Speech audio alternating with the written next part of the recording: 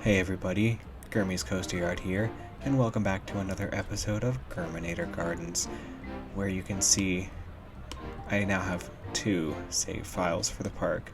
So as you may remember with Germanator Studios, I only had 1 save file, and that was fine until I made the park file too large with scenery. So we have a backup save file now to hopefully prevent that from happening again. Granted, we are a long way away. We have all this empty space to work with in our park. In the last episode, we constructed this gift shop here. And in today's episode, I have a few ideas for what I would like to accomplish. I'm not sure what exactly we will get done. But I do want to thank those of you who have watched my videos in this series so far and commented. I know those comments really motivate me to continue with this series, especially as I get busy with work now that I'm working again and things of that nature. So anyway, in the last episode, we created this gift shop, and eventually we'll find something to put along this part of the park or whatever. The midway, I mean. But speaking of comments, going back to that subject, there was a comment on my last video who said, any chance you'll do one with the park, or do a video with the park being different levels? I see other parks like that, but each time I try, it ends up looking horrible. And I agree. I am not the biggest fan of doing terrain work in my parks. You may remember that Germanator Studios was relatively flat. We did some stuff with the terrain. This park from the get-go, it's inspired by the Busch Gardens parks, as you may remember, and Busch Gardens Williamsburg I feel like is very terrain based. At least some of the coasters are. And so one idea I had is somewhere in this vicinity is to place a large mountain, not a mountain per se, but a big hill with some rides around it, definitely a log flume and maybe a suspended coaster or something of that nature. Before I can do that though, I don't have to, but it would make it easier if we built out a midway along this direction, among other things, and just sort of laid out our park a little bit better. So also, in response to that comment, yeah, I read that comment and they said, oh, it ends up looking horrible. And I said to myself, I thought, yeah, I'm not the biggest fan of doing terrain. There's a lot of nuance that goes into it, and it's easy to get it wrong. But I guess I will start with a couple tips and tricks here. So we'll go down to our path or terrain editing section here. There are some various tools, such as this one here on the top left, the freeform terrain tile shaping, and you can bring the terrain basically to any height. Let's get our height marker for the terrain on as well, just to have a better visual. You can get it to literally any height you want. Not a big fan of this tool, for one thing. I like to use this one in the top right, snap terrain tiles. Call it the snap tool. Because it snaps to increments of 1/3 height. So like if you had a wall next to it, this would be 1/3, 2/3, and then the full height of a wall. And I prefer this one because the pathing system in the game is also based on that thirds system, I guess. So this should be 1/3 height. So like if we come 3 out, let me think, I might have made it taller than I thought. Anyway, the point being is the pathing system will be a lot nicer to you if you use this tool. So that's my first big piece of advice. But yeah, terrain is kind of just something you have to do as you go. Designing a park around terrain I find to be a lot more difficult. So I sort of design terrain at the same time as I design a park for the most part. The only real exception to that is if I know I want bodies of water in my park. Maybe I want it to be set on a beach, or have a lake in the middle, or even like a river running through the park or something of that nature. That would be a situation where I kind of change that. Anyhow, I got distracted looking at my coaster here, because that is the next order of business. So I needed a name for this coaster, and I consulted some friends to get an idea for the possible names. And the name I ended up coming up with, based on those conversations, I decided, given the setting behind our lush gardens here and the entrance to our park of Germanator Gardens, I decided to call this Garden Flyer. So we'll change that now, and I may change the colors as well, but I think that's a decent title, and or a decent name for it. And moving along with that, I decided one of my goals for this series, and I decided this earlier today, is that I don't want my cues to be very boring, like just zigzagging. So what I decided to do is, for all of my larger attractions, I want to try and have sort of more theming in the cue and make it more engaging and more part of the story that the park is trying to tell. So to start, I'm going to get rid of my cue here. I'm going to make it a little easier on myself though. Just get rid of it all at once. And next, I think, let's pick something good. I think the stone will work. So now that this cue is garden themed, more or less, I think maybe it would do well to be sort of going through a little bit of a garden. So that's what I want to do right now. With cues, they're sort of a double-edged sword, because if you want to make a cue realistic and Roller Coaster Tycoon, you kind of, if you want to make it truly realistic, you kind of got to make it long enough to hold a few hours worth of people, you know, especially for when an attraction opens. But Roller Coaster Tycoon doesn't like long queues. The peeps do not like long queues, and so you kind of have to find a way around that. So basically you have to make a queue that is long enough to get the point across that it's a queue and to look realistic without taking up too much space. So the way I want to start with this, I think let's start with the midway here that the queue is going to attach to. And we have a rough idea here of how the queue is going to go. But what I think I want to do is I want to start the midway one tile out. That way we have room along here for either a photo booth or something of that nature, maybe just a line of trees. We'll make it 3 wide like any others, because this is going to be one of the main midways of the park. And let's come back to our hub here around the carousel. And when I was watching the last episode too, I noticed this doesn't look very circular, so that's something we'll have to try and fix for later or something. I don't know how we're going to approach that. But what I do know is that I want to come out from here.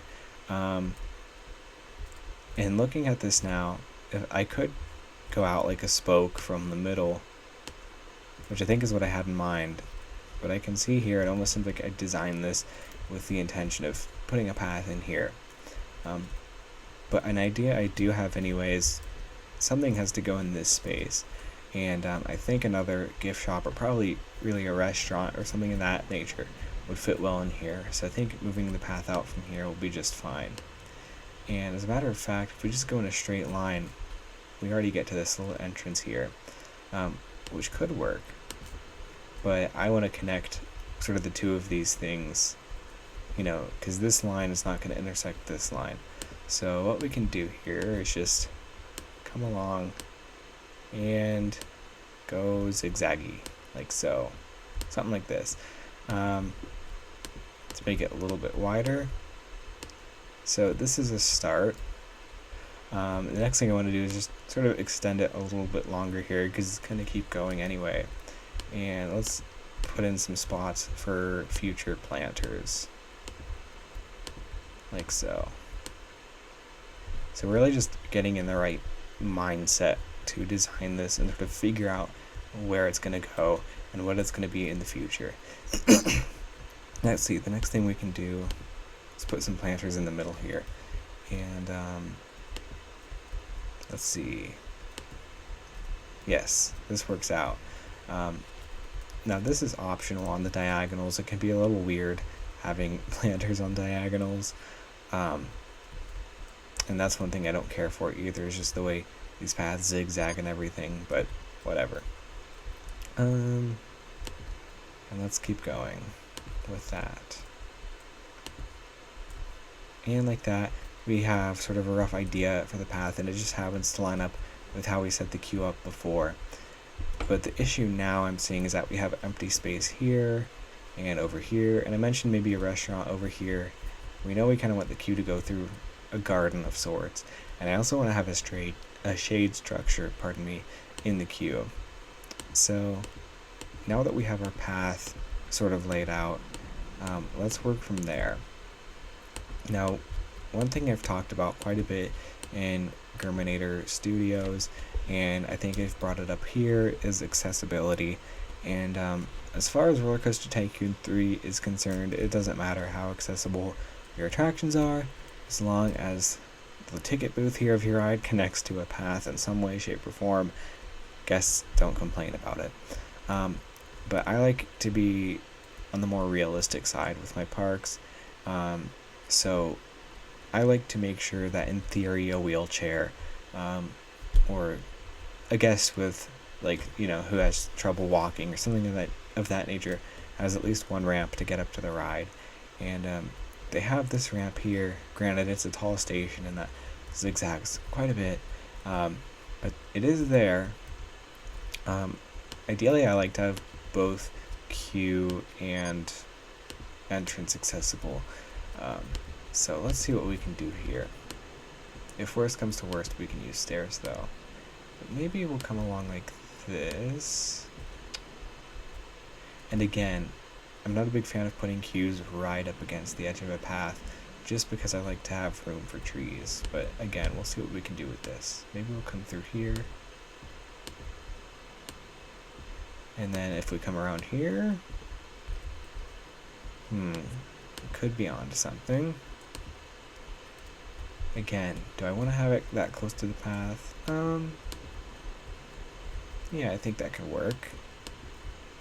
As long as we have shrubs right along both of these spots. Yeah, I think that'll work just fine. Okay, then I mentioned a shade structure, but let's come back along here, through here. Maybe we can have a fountain or something right here. In fact, let's take a look at what we do have.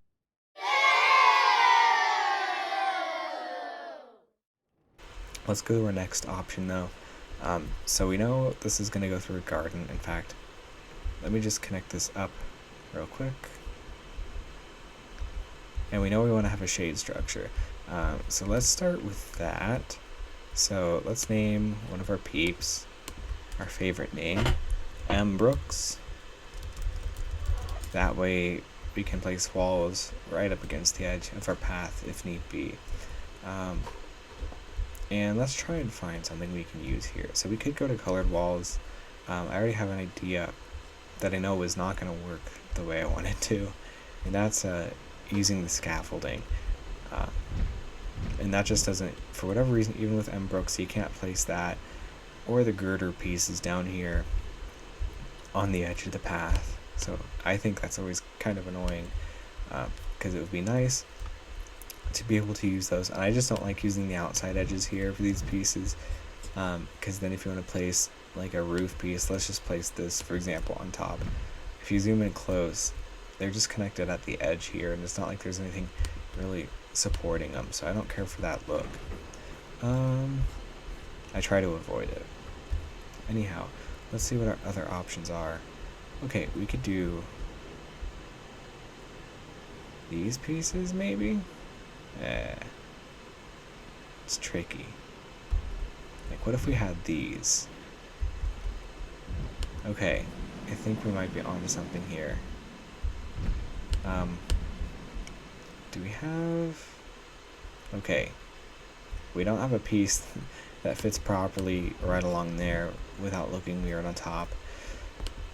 So basically, I want to do something more than just like a tent canopy or whatever, but we may have to just settle.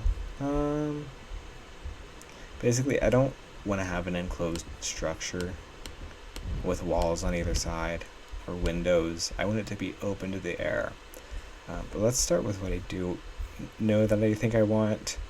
That's a bit of an oxymoron, to know that you think you want something. Anyhow, let's put it right along back here. So this is the piece I had in mind. I guess it's the Dutch colonial floor, but I just think this looks nice for a garden-y theme. And we could even maybe add this over the entrance. Yeah.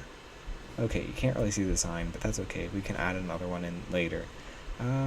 So we'll just start with this just to make it look kind of elegant. And I don't mind for an entrance piece having it completely enclosed like that. Or we could even do something like this.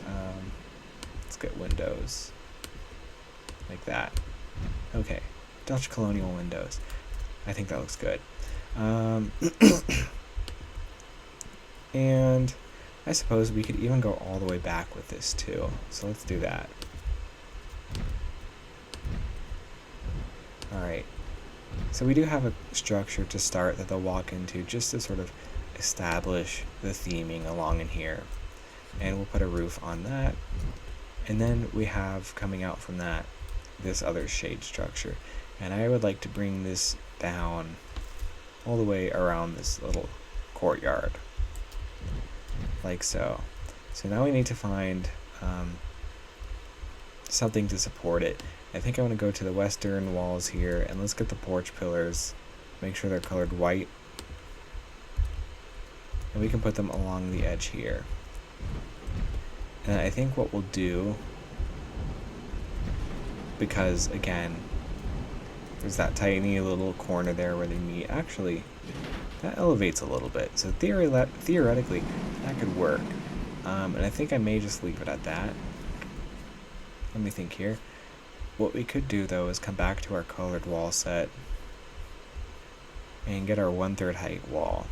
It's already colored white for us. How nice. If we could bring it up like that. In fact, I think I'm going to leave it like this for now. But what this does is it basically adds a little ledge here, so that way it looks like this flat roof piece is connected to something. But also, what it does for us is it basically, a thing. Oh yeah, so from this angle, really from the angle of the path, it adds thickness to this roof and just makes it look a little more structurally sound, if I can speak English. Another thing I don't like is these corners. Again, there's that notch there. So not ideal, but maybe we get rid of... Okay. I was going to say get rid of the support on this side, but then we get rid of that corner there. The joy of working with things that don't want to behave. But we're on to something. Maybe we just get rid of this part altogether. In fact, maybe we leave it at this. Okay. And just come around here. And I think on this edge, we can get away. Yeah.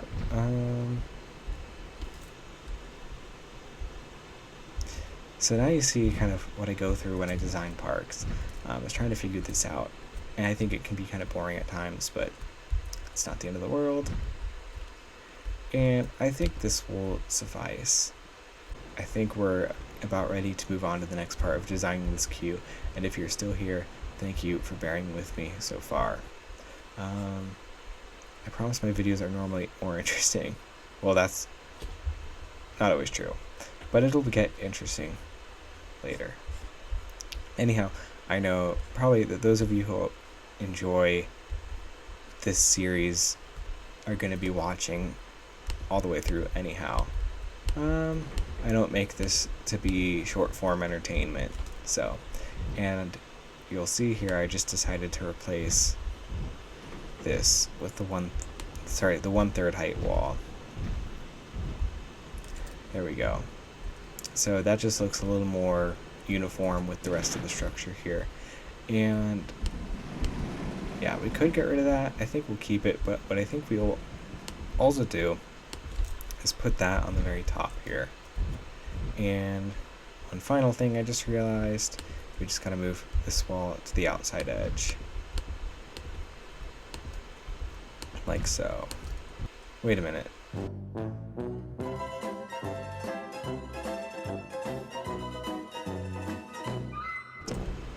Why we designed it the way we did? Okay. Gee whiz.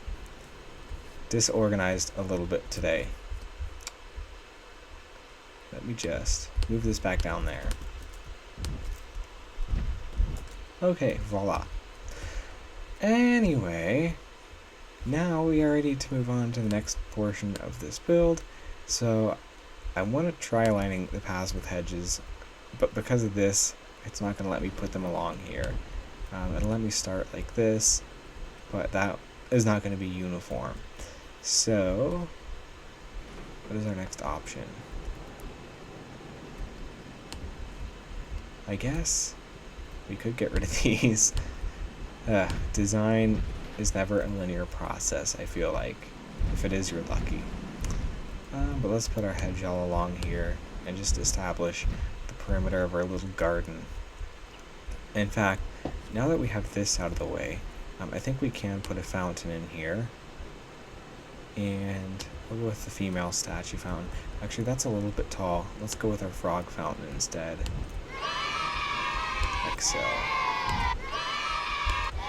Let's find a good angle. I think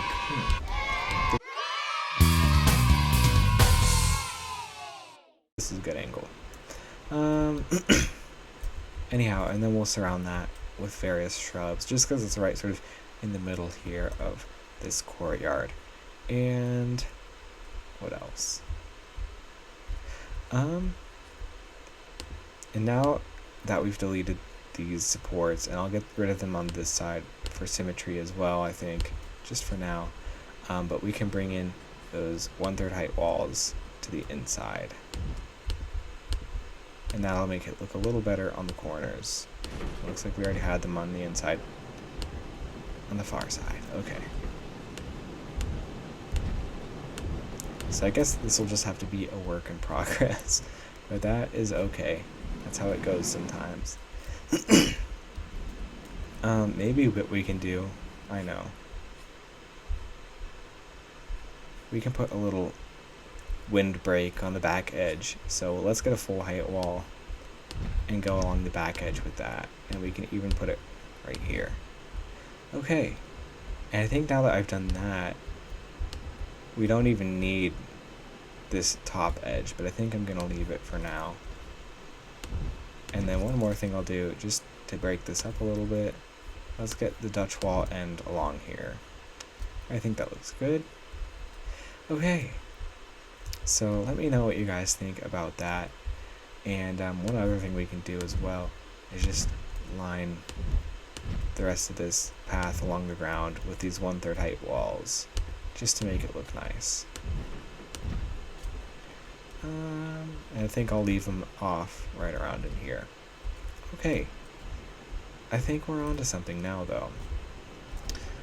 So yeah, let me know what you guys think of this. And maybe we can even just have a little behind the scenes access, put a little door in there. But alright, let's move on.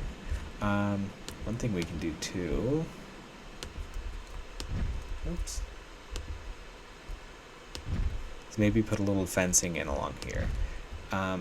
One thing I mentioned in the last episode is not being a big fan of this quick fence. It just uses normal fencing. I don't care for it because it looks broken up. It looks like it's meant to be portable.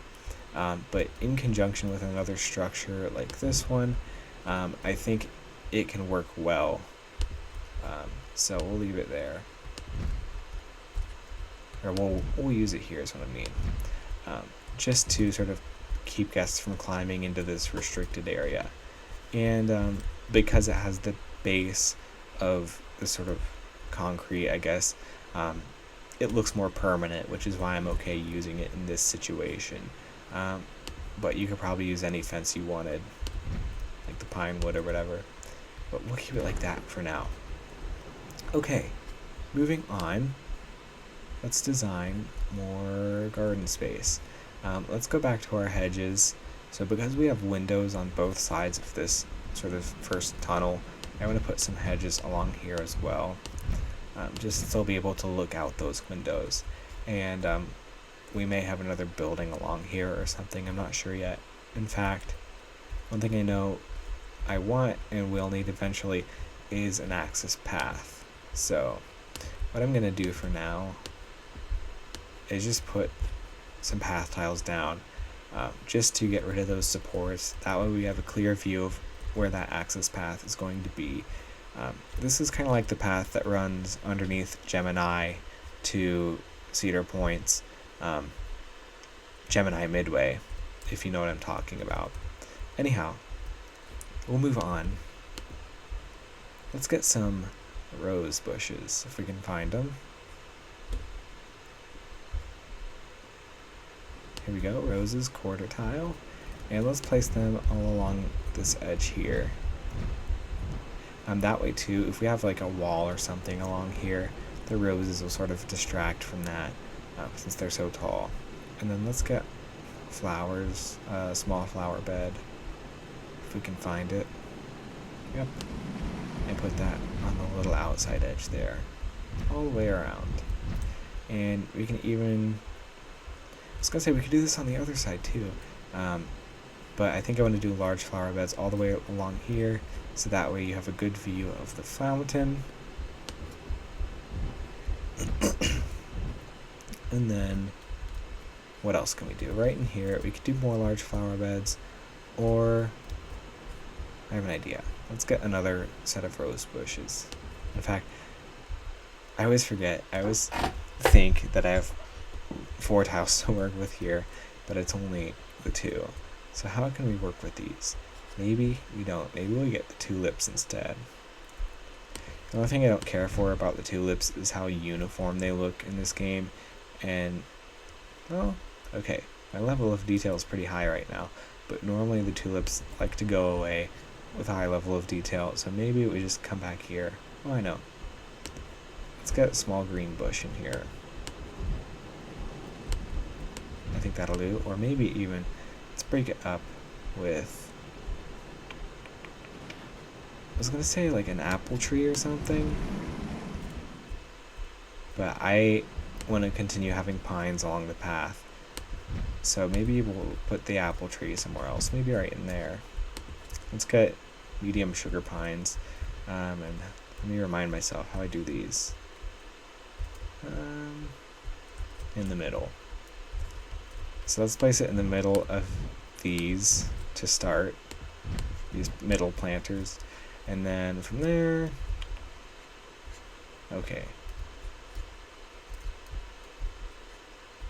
So I like to place in a checkerboard pattern with trees typically, except for on these diagonal planters. So I think we could have a tree. Let's do a tree right here. Okay.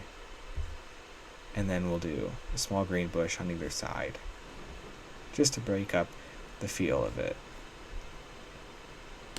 And that sort of is going to be similar to how over here I did these medium sugar pines with the bushes on either side on these corners, because it sort of points upward.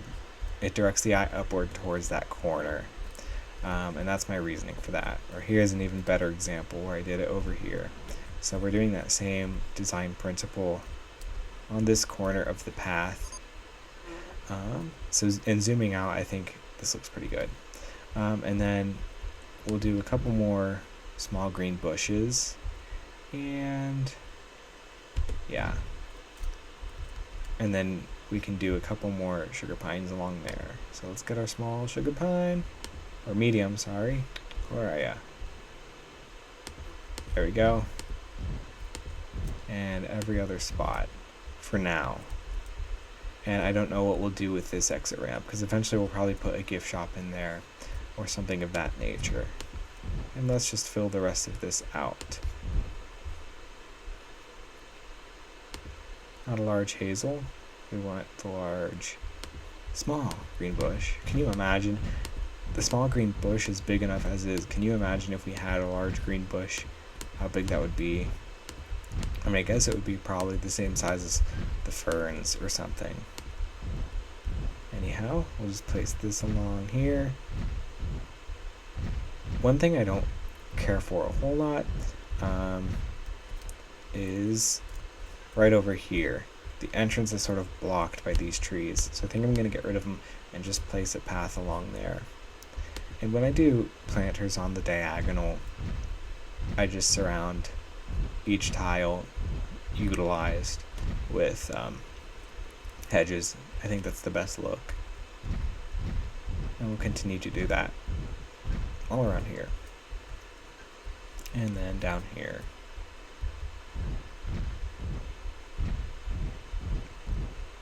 Like so.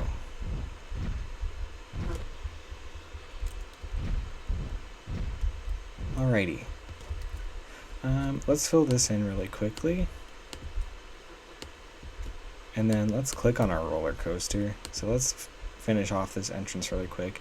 Let's disable the sign over the entrance so we can come to our path editor, our pathway scenery here, path extras, and place a sign right there. And let's change the colors of this to match that colonial.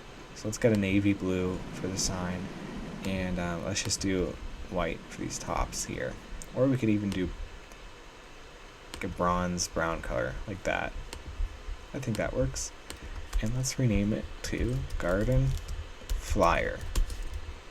Okay, final thing we're gonna do with this little project here, we have our little access path for vehicles or whatever under here. So this is how they would access any projects going on in the park. Theoretically, this is like the first access point we're designing. We'll probably design better ones later.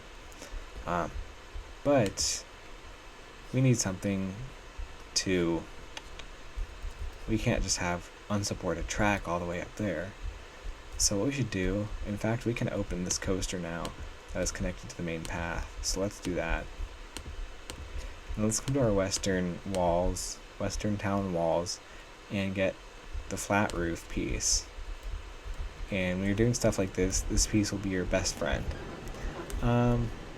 Let's bring it up. We could bring it up 1/3 height, or sorry, a full height wall like that. But what I like to make sure is that there's room for vehicles to go underneath any sort of overhang like this. So what I'm going to do is come to my scenery here. We'll go back to the vanilla scenery and find either the large coach or the large bus. I think they're about the same height. Maybe the large coach is a little bit taller. But let's delete some of these paths first, if I can get to them. Let's place our large coach right in here. And look, it already kind of tells you the height that it needs to be. Okay, let's go back to our wall set.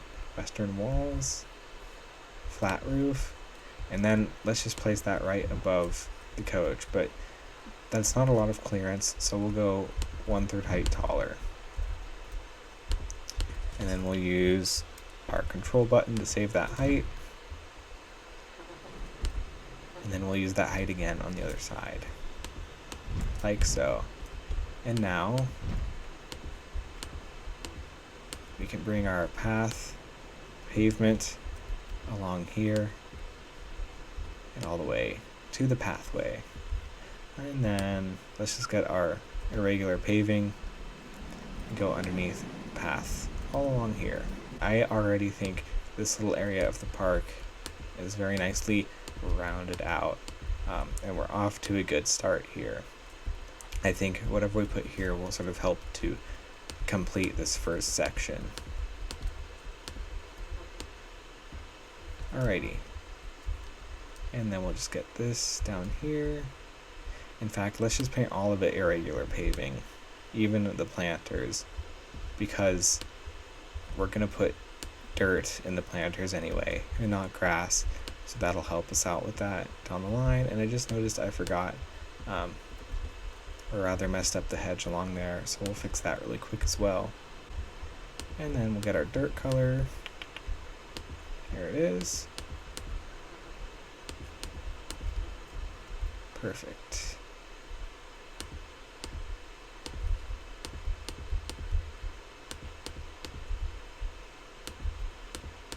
Alrighty. And just like that, we now have a midway leading to our roller coaster entrance. And one thing we'll also do is just put hedges all along the other side. I forgot that. I think I forgot small green bushes as well. So we'll put each of those in. Not having this corner right over here is that when we place, or we don't have to worry about placing something under it and getting rid of that support column. And I think that looks very nice. What do you guys think? Let me know in the comments below.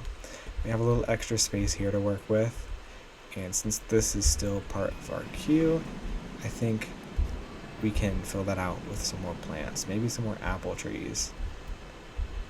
Maybe we'll do 2 of those. Yeah, let's do 1 here too. And let's find the yellow tree. In fact, let's do a yellow tree here, just to break up the color a little bit. There we go. And now we have some nice variety along here. It definitely adds to the gardeny feel. What else we could do? We could even go all along this coaster and put in more plants and scenery and stuff. But I think for now, we'll leave it as it is. And I forgot to put more hedges along this one side, so let's do that really quick. And we'll leave something, we'll put like a fence there or something because of this path, or we'll just leave it be for now, with the intention of redesigning the exit ramp at a later point. Okay. And I think that'll do for now though. Now that we have this out of the way, let's move on to the start of our next project. Okay, so we're going to get started with the next phase of this park. And this is where I'm going to start to go in the direction of having terrain. So what I want to do is, basically I mentioned wanting to have like a big hill / mountain for the park right in this area. And the rest of the park will sort of be built around it. So how I want to do that, and I mentioned having rides around it, and I want to have a log ride specifically. And every good log ride has a splashdown. And there are some ways or places we can do that. And I think this kind of looks like a good splashdown area for a log ride. The only issue I have is that the track would kind of have to come right along this edge here, which I'm not in love with that idea.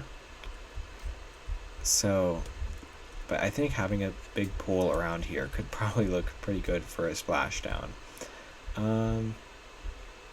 So let's think about this. Anyhow, let's get started with what we know we can do. So let's come to our terrain shaping tools here, and let's get the snap terrain tiles tool. Okay, I don't like calling these tools by what the little label is here, but we can just call it like the multi-snap, because you can change the size of your little grid here. And I think 4 will be a good height. And what I want to do is I don't want to come right up to this edge and bring the path down. What I want to do is stay back at least 1 tile from those edges. And let's bring it down 2/3 of a height. And the reason I'm staying back a little bit, actually, let me think. Yeah, let's do 2/3 of height. The reason I'm staying back a tile is so that way when we sort of close this edge here, it will be nice and sharp, if that's the right word, I don't know. Let's make this 3x3 as well. And I think our splashdown is going to follow this line here. In fact, we can even come down here and finish out our little splash pool. It's going to be a pretty huge splash pool if we bring it all the way to this edge. One thing we could do is not bring it all the way to that edge and make it smaller. But like I said, designing terrain kind of happens organically as you design your park. So we'll work with what we've got. And let's make this edge kind of flat along here. because this is going to go up to a mountain anyway. And I guess this mountain is now destined to have a moat surrounding it, or at least we have this pool here. Let's come along and just make this a little more nicely shaped. Maybe over to here. Go along for a little bit. Oops. And let's see. We have 1, 2, 3. Let's go 1, 2, 3. And then 2, 3. So that kind of has an edge there. Maybe that can even round out a little bit. Yeah. I like the way that looks. Now what we can do is place water at different heights through here. Let's place it at 1/3 height. And let's come to our rides. And under roller coasters, somewhere, we can find our log flume. Now, you're going to have to place, actually you don't have to place the station to start, and I'm not going to. I'm going to place just a normal straight track along here. I know that the splashdown is going to go in this direction. But before we place that, I want to adjust the color of the flume to be watercolored. Like so. And let's make the support structure gray for now. And we'll just bring that all along there. And you know what we can even do to bring out sort of the space of this pool? Let's curve it out like this. That way we really use the most of that space. And maybe we'll do a tighter curve along here, because we still want to bring this midway back. And I don't like having my midways be all straight lines. It's fine for the main midways, but I like to sort of add curves and bends and things of that nature. So we can do that. Maybe a little S-bend there. And from here, let's come up like this. Okay. And I don't want this to be too tall. I want this to be like a classic log flume, so it's not going to be anything huge. And we'll leave it at this for now. Let's remove the water from this pool so we can adjust the terrain. And we'll come to our smooth terrain tools. And I like to call this one the zipper tool in the lower left. Basically, I think this label is remove exposed terrain tile edges. And we can come like this along here. But I'm going to undo that, because I think if we do that along here, it just makes the water... Actually, let's try it. It's been a while since I've done this. So this will make it nice and gradual, which is actually... You know what? I do want this, because I think I want it. Anyhow. Where was I going with that? Yeah, I want the slope into the water to be a little bit more gradual. One tool I rarely use, and I think that can cause problems when you're doing terrain in your parks, believe it or not, is the terrain averager. I believe that's the one. It basically is similar to this tool that I'm using now, except it will continue to smooth already zipped, if we'll call it that, terrain. Okay, here's another issue, is we can no longer put water in there, so we just need to make it a little deeper.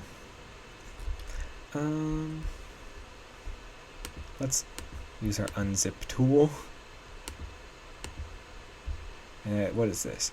Change smooth terrain to reveal tile edges. Okay, good description. Let's do that. Yeah, one issue there though is actually, let's do this again. Go back to a 2x2. I think that should make things a little better for us. Not really. Basically, I just want to figure out where the edges are to begin with. So, this doesn't need to be perfect. And you can see why I agree that terrain can be a hassle to work with, especially when you're trying to tell people how to do it, because the truth is, most of the time, that's not how I do terrain. I just kind of wing it. But we can come over here, get this 3 wide tile again, and let's bring this down a little bit deeper. Let's go 4 deep. So we're already 2 deep. We're going 2 more. That way when it averages out, it should be much nicer to us.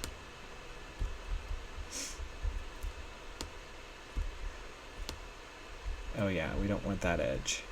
No offense to that edge. We love that edge. Which is why we don't want to bring it down. And one thing you can do too, if your terrain is at really weird heights, if you grab a tool that snaps it to the 1/3, like, let's say I want to average this all out, like, to this ground level height, what I can do is, I guess I can drag it up, but like, if it's giving you trouble, drag it up further than you need it, and then back down. And that can help you solve some problems that you might be running into. Anyhow, the comment that suggested I do terrain work, ooh, look at that edge. Again, more reasons I don't like doing terrain, because it messes with your paths. Anyway, the comment that suggested I show you guys how to do work with terrain or design a park that way, also mentioned designing a park on different levels, and the way I interpreted that is like basically having a terraced park. So different sections of the park are at different heights, and that is something I have attempted in the past. I think I've done it once and never really did it again, and the reason being, yeah, it's difficult to pull off and make it look good.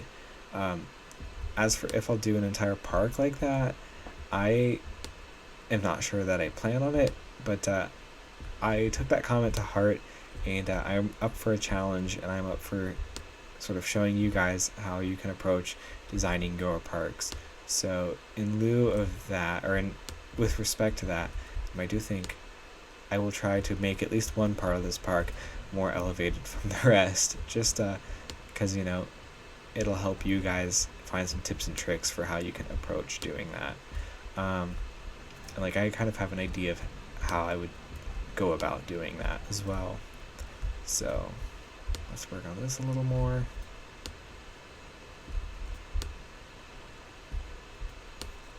But yeah, if you want to do terrain well, you're going to have to accept the fact that it's going to take some time and effort. There's not really any just quick and easy way about it, unfortunately.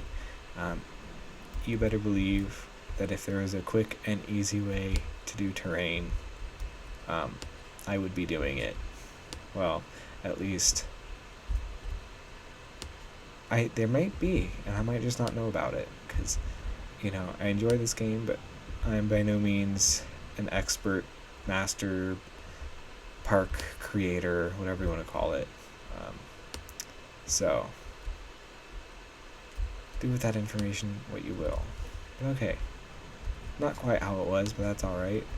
Let's just get rid of this edge so we can bring that other one up a little bit further. Okay. One thing we can try as well, let's put the water in there and then try our zipper tool.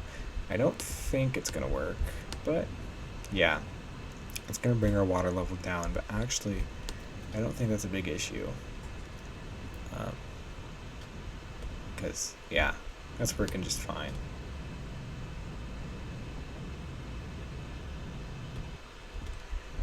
Alright, we'll keep going along here, and then I'll kind of show you what to do about all these straight edges along in here.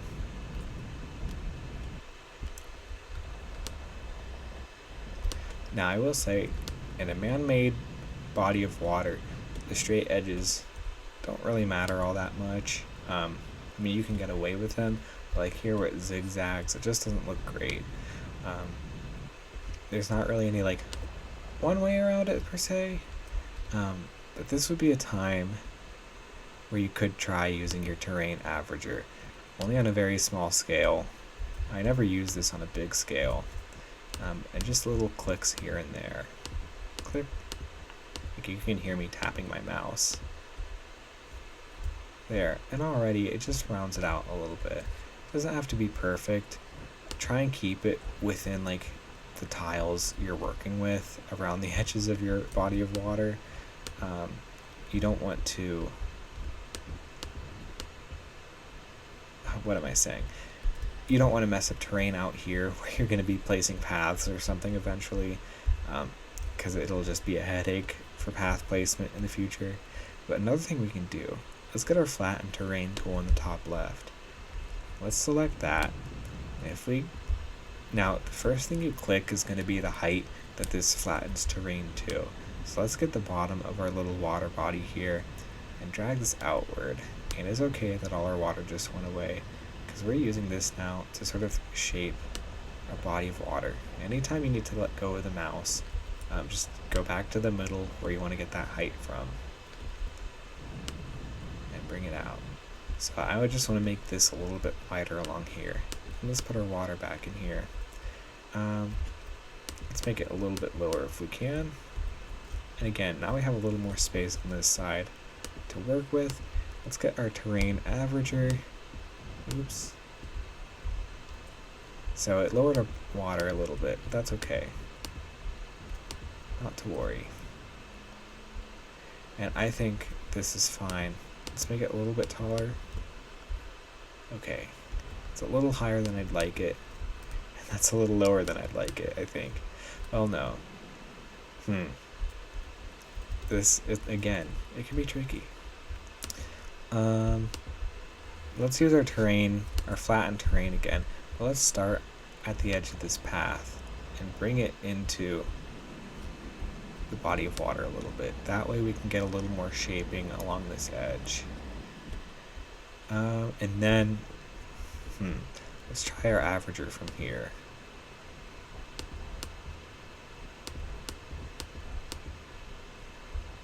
Can we bring our water up? Yeah. Let's go right along here.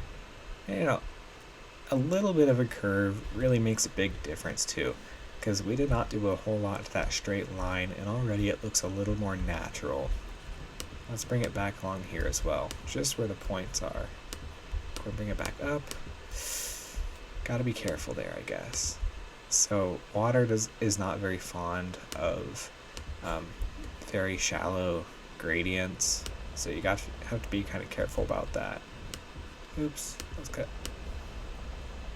terrain again. And yeah, if you are familiar with like the butterfly effect, doing little bits of terrain work early on in a park can sort of multiply the further along you get. So it's something you have to be cautious about. But we'll go little by little here. Let's get our flatten terrain tool again. And just bring up this edge along here. Bring that out from the path a little bit. And then averager, just little clicks. I hate seeing the water level drop. Okay. And if you wanted, you could continue working on it till you get these tiny little bumps out of the way. I'm not too concerned about those because of the next step. So at this point, when I have the body of water the way I want it, for one thing, I'll come along here and get mud from our terrain painter. Just paint the bottom of this so you wouldn't have grass growing in there. Maybe like aquatic grasses, but it would more or less be muddy, especially if it's man-made. So that's what we're going to do. And we can even surround it. And I just noticed I kind of just went willy-nilly along there, and I did not get under any of the paths. So, yippee. Less work for me later. And we can drag that all the way up there, even to the edge of the paths. Because as we tend to do, we're going to put shrubbery all along there. And we'll put a fence along this path eventually. But yeah, let's see here. Let's start with our giant fern, number 1. And we can place that along there. Let's try and leave enough space on the path edges for more of these, what do you call them? Green bushes and sugar pines. And this will work. And then one thing we can do as well to break this up is just get the giant fern number 2 and put that along there. that's one thing we can do. The fern is a little bit more tropical than I care to use in this park, though. You can usually get away with it, and it works great along edges of water, especially to break them up. But we can maybe try something else. Not sure what that would be yet. We can even start just by putting our small hedge right along here. Maybe we'll go in. So I think the log flume is going to be like a classic log flume, so it's going to be kind of themed to like a sawmill, or it's going to have that frontier western kind of feel to it. So going off of that, we're going to be using western scenery, so we can use like western shrubbery as well. We can come in here, get like the scrub brush or something. Wheatgrass, that's a good one. And that one you can kind of go a little bit into the water too, so maybe we'll try that all along here. And that is a little more sort of conducive to the environment we're working with as well. I guess I was just zigzagging it there, but I don't think I want to do that. I don't think that looks fantastic. So let's go a little bit more random with it. In fact, we can even go a little more sporadic, and maybe to break up this texture, we'll put in some of that wheatgrass as well. Or not wheatgrass, the scrub brush. So this sort of helps break up this edge of the water line, just so that way it doesn't look like a sharp edge. Even when you do that work to smooth it out, this will still make it all the more realistic. And let's come through, and just anything that's kind of submerged in the water we'll delete, just because I don't know that these are really aquatic plants. So we'll come in along here. In fact, probably everything along this edge is going to go. Alright. We could get our tumbleweed, but I don't really want anything dead right by the water, because there's no reason it should be dead. Let's continue with the wheatgrass right along here. And go up a little bit, like so. And then let's get our scrub brush in between each of these, just to break it up a little bit. And it might be time to wrap up recording here soon, because it seems like I might be getting the hiccups a little bit. Alright, let's get rid of that one. We'll place another one here in a second. So this is looking good so far, if you ask me. And look at that, just a little bit of variety goes a long way. Let's get rid of that one too. Wheatgrass, da-da-da. That'll do, I think. Yes, I'm liking this. No cactuses, because I don't want this to be like a desert environment per se. Maybe we can sneak a couple tumbleweeds here and there as well.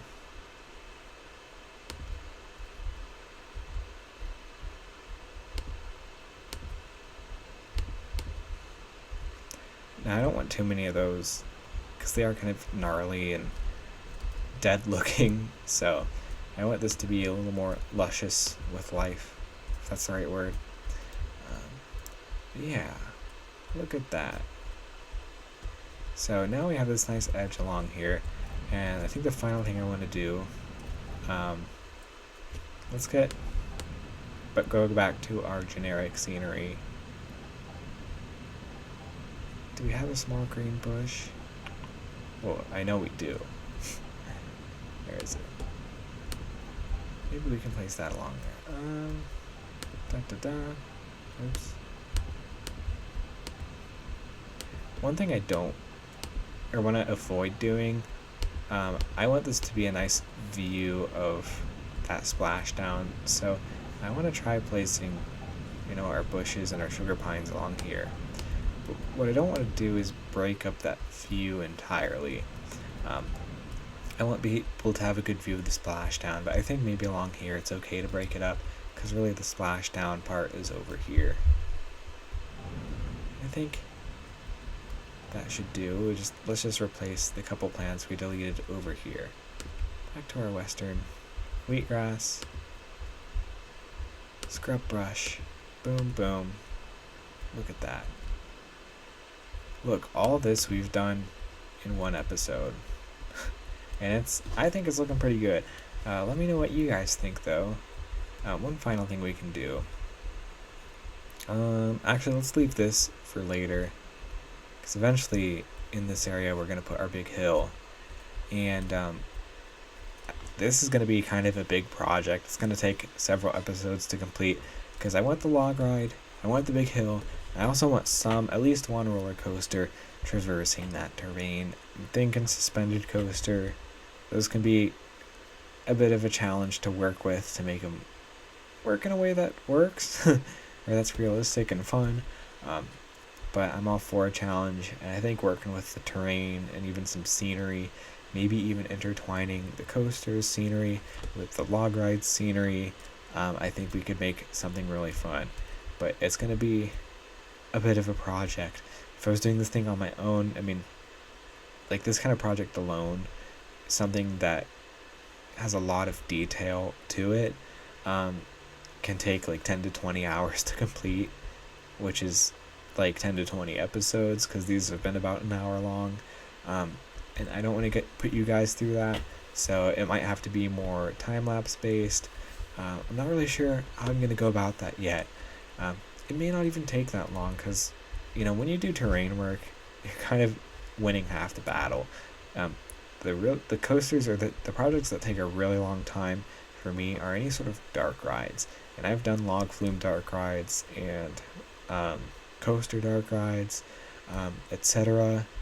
In fact, I do have a series in mind where I review parks that I've completed off camera and just kind of show you guys my designs, and it would be a retrospective on my process as a designer over the years and how I've evolved, but also something to gain inspiration for future projects and help inspire you guys as well, so that way we can do something more with those parks. So anyway, the reason I'm saying that is dark ride style projects tend to take a very long time to complete because they're very involved, especially if you want to do the show building in a proper way. When you do the terrain, when you build a coaster around terrain, I mean, the terrain as a scenery object, it builds itself very quickly, so to speak, compared to like show buildings. Anyway, very roundabout way of saying maybe it won't take 10 to 20 hours / episodes, but we'll see. We're off to a good start, and that's what matters. So, really quick, I just want to edit this. Can we put an S-bend in here? That's going to be funky with the terrain. Let's just go straight up. Anyway, this is all subject to change anyway. I'm pretty satisfied with what we've done so far, and I hope you guys are looking forward to the future of this park as much as I am. I have started back to work as a seasonal employee recently, so videos might not be coming out as frequently, but I do take to heart the engagement when you guys comment on these videos and leave your feedback. It does motivate me to make more of them, hence why I'm recording this one at 11 o'clock at night when I have work tomorrow. So anyway, leave your comments and suggestions and anything you have to say down below. Let's watch this roller coaster go by and enjoy the work we've put in. Anyway, I will see you guys all in the next episode of Germanator Gardens. Good. Bye-bye.